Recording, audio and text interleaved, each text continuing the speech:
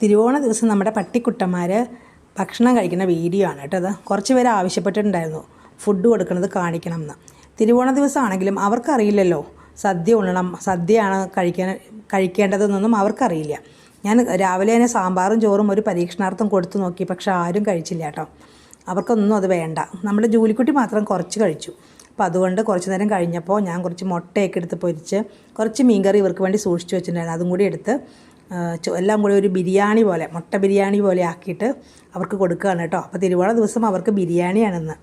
അവർക്ക് നല്ല ഇഷ്ടപ്പെട്ടു അതെല്ലാം അവർക്ക് നന്നായിട്ട് എടുത്ത് കൊടുക്കുകയാണ്. അപ്പോൾ വന്ന് കഴിക്കാത്തൊരു കുട്ടിയുണ്ടല്ലോ, നമ്മുടെ ജൂലിക്കുട്ടിയുടെ ഒപ്പമുള്ള, അവളുടെ പേര് മിയാന്നാണ് കേട്ടോ. അവൾ വരികയില്ല, അവൾക്ക് വലിയ പേടിയാണ്. അവൾ ദൂരെ മാറി നിൽക്കുകയാണ്. ഞാൻ എവിടെയൊക്കെ കൊണ്ടുപോയി നോക്കിയെന്നറിയോ കൊടുക്കാനായിട്ട്, പക്ഷെ അവൾ വരില്ല. എല്ലാവരും മാറിയതിന് ശേഷം മാത്രമേ അവൾ കഴിക്കുള്ളൂ. പാവ അവൾക്ക് എപ്പോഴും അധികം ഭക്ഷണം കിട്ടാറില്ല കേട്ടോ.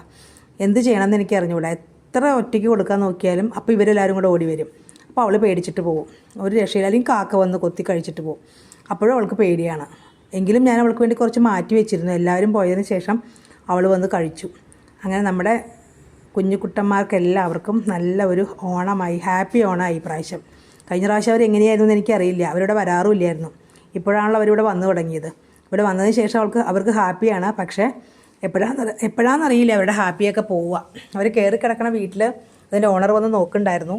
അവരെ അന്ന് ഇന്നലെ വന്ന് മാറ്റി. കാരണം അവരെ ഇപ്പോൾ കുറ്റം പറഞ്ഞിട്ട് കാര്യമില്ല. അവർ വീടിൻ്റെ ഫ്രണ്ടിൽ കയറി കിടക്കുമ്പോൾ അവർക്ക് ഇഷ്ടപ്പെടില്ലല്ലോ.